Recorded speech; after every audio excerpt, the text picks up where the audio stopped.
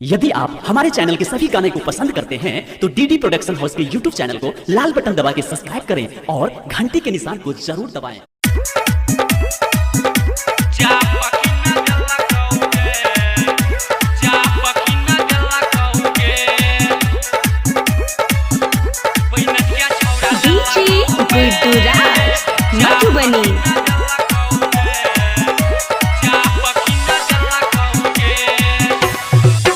छौरा लेला कौगे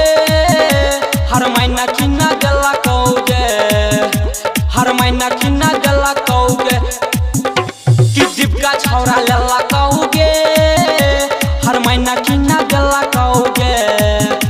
हर महीना किन्ना देला कौगे के छौरा राजसबा छलौ पूरा लफुआ तोरा चक्कर में मारि कर बेला कौगे छौरिया बैनथिया छौरा लेला कौगे चाप किन्ना देला कौगे चाप किन्ना देला कौगे डीजे गुड्डू बदवानी डीजे गुड्डू बदवानी चाप किन्ना देला कौगे एक कोरा में तोरा उठा के गई छौरी भैरे रात दवाला कौगे हे गई चढ़ल छेलौ तोहर जवानी घुमला तू गेलवानी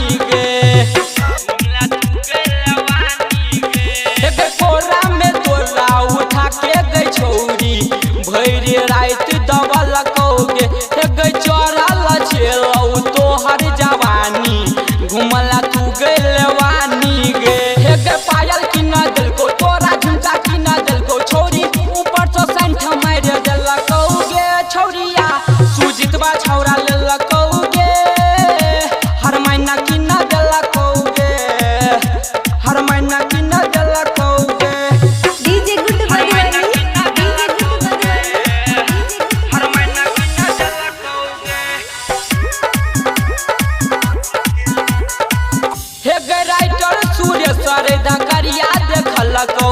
छौरा सोने कलम में हे कहै छो तोरा मासूम के सवा भेलौ ने कनियो डर गे भेलौ ने कनियो डर हे राइटर सूर्य सरे धकरिया देखलकौ